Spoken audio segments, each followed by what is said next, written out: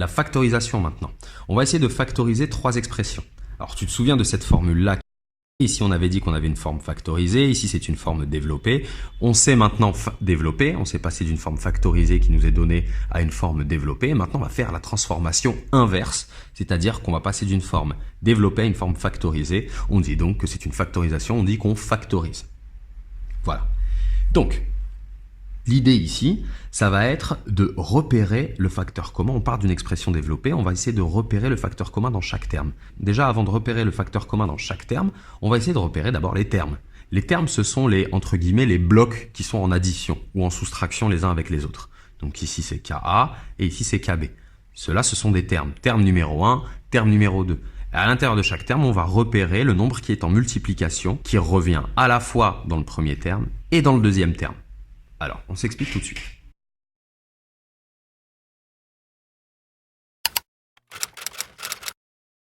Normalement, ça, c'est une expression de la forme K fois A plus K fois B. Je vais donc chercher le nombre en multiplication qui revient ici et ici. Quel est ce nombre? Alors, soit tu le vois directement, soit tu peux décomposer. 25, on va essayer de le décomposer au maximum, c'est 5 fois 5 fois x. Alors, on décomposera avec des nombres entiers, on ne fera pas de factorisation avec des nombres à virgule. Et 10, c'est 5 fois 2.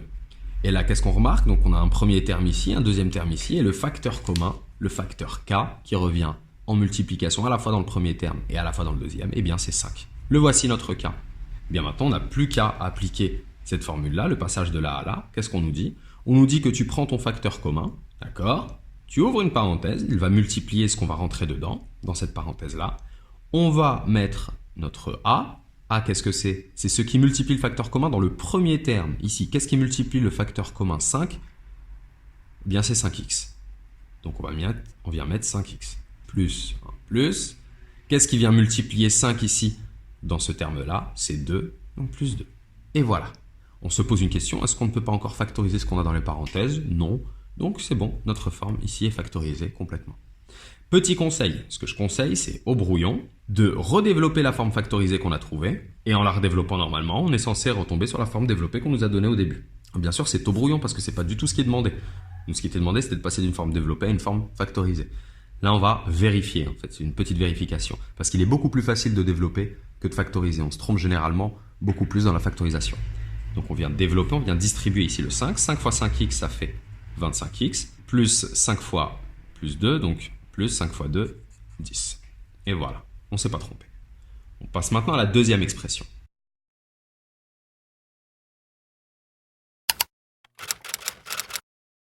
Ici, on vient chercher le facteur commun. Alors, on va arrêter de décomposer comme ça et on va essayer de le voir de tête. Alors, de tête, ici, le facteur commun, le plus gros possible, c'est ça qui est intéressant. Le facteur le plus gros ici et ici. Alors déjà, en chiffres, on va se poser la question du nombre en chiffres. On a 24 et on a 12. Quel est le plus grand facteur commun à 24 et à 12? Autrement dit, 24 et 12 sont multiples. Sont-ils multiples d'un même nombre? Et si oui, lequel est le plus grand possible? 24 et 12, ils sont multiples de 2. Très bien, mais est-ce qu'on n'a pas plus intéressant que 2? On a 3, ok. On a 4 aussi, ok. On a 6, ok. Mais on a aussi 12 lui-même. Donc notre facteur commun, le maximum qu'on pourra prendre, c'est 12.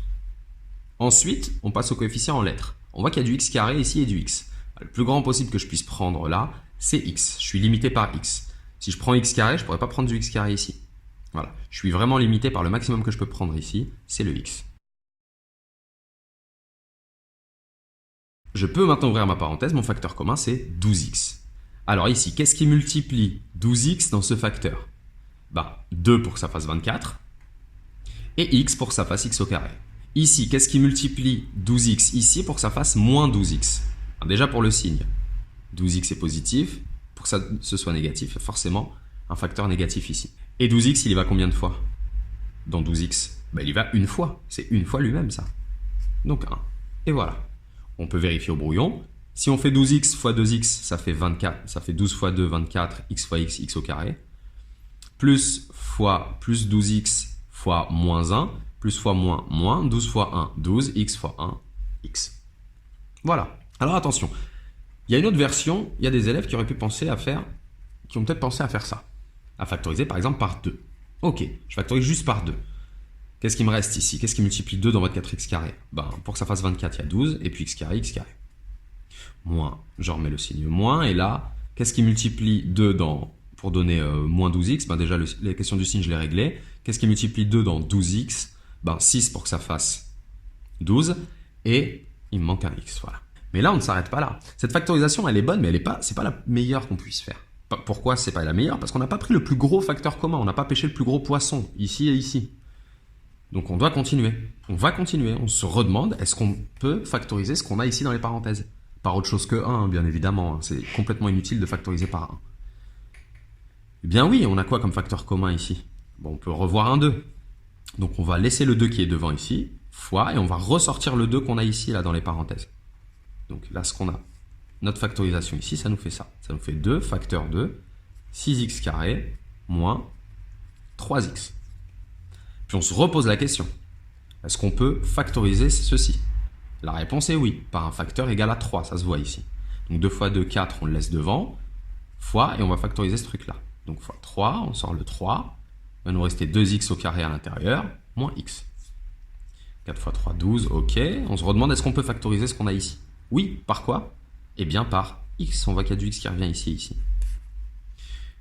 On sort le x, hop. Qu'est-ce qui multiplie x dans 2x carré? Bah, 2x, moins, qu'est-ce qui multiplie x dans x? Il y va une fois, 1. Et voilà. Donc vraiment, l'idée ici, hein, c'est de se dire, on arrive finalement au même résultat, mais plus tu pêches le gros poisson, plus tu pêches un gros poisson, plus tu iras vite. Voilà, c'est vraiment juste une question de vitesse. D'accord? Ici, on voit qu'on a fait plein d'étapes, mais au final, on arrive au même résultat. Donc, tu auras le même nombre de points ici qu'ici, mais tu n'auras pas passé la même durée.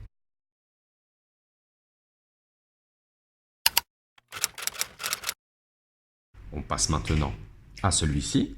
Alors ici, on remarque qu'on a combien de termes là? Un terme, 2 termes, 3 termes. On a 3 termes. 3 blocs en addition ou en soustraction. Enfin, on verrait plutôt en addition, parce que là, c'est comme si on avait plus. Moins 44x au carré. Voilà.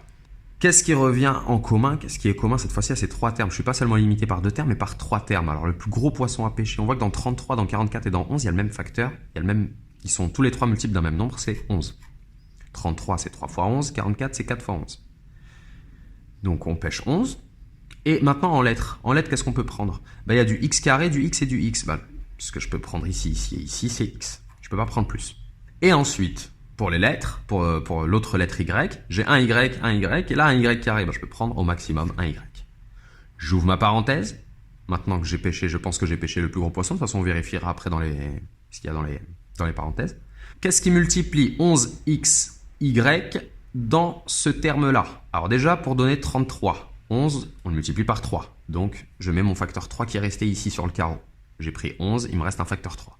Ici, j'ai du x carré, mais j'ai pris un x. Il me reste un facteur x. Et j'ai pris un y alors qu'il n'y avait qu'un seul y, il ne me reste plus rien. Voilà. 3x fois 11xy, normalement, c'est censé nous faire 3 fois 11, 33, x fois x carré, y fois 1, y. On passe maintenant à ce terme-là. Il est négatif. Ici, mon facteur commun, je l'ai pris positif, donc forcément, il va être négatif, le terme ici. 11 fois combien pour donner 44? Fois 4. X, combien pour donner x? X fois 1, hein, donc... Là, si j'ai pris un x ici, il ne m'en reste plus en multiplication. Et j'ai fait la même chose pour y, je l'ai pris, il ne me reste plus rien. Je passe maintenant au troisième terme. 11xy au carré. Si j'ai pris 11, je l'ai pris, j'ai pris x, je l'ai pris, il ne me reste plus grand chose.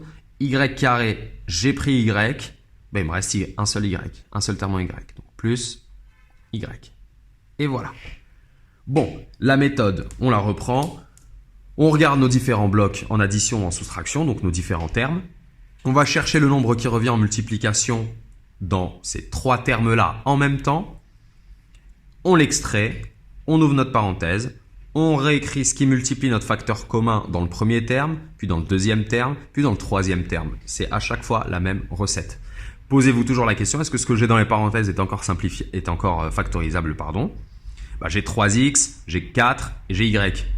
3x, j'ai moins 4 et j'ai y. Il n'y a pas grand-chose là.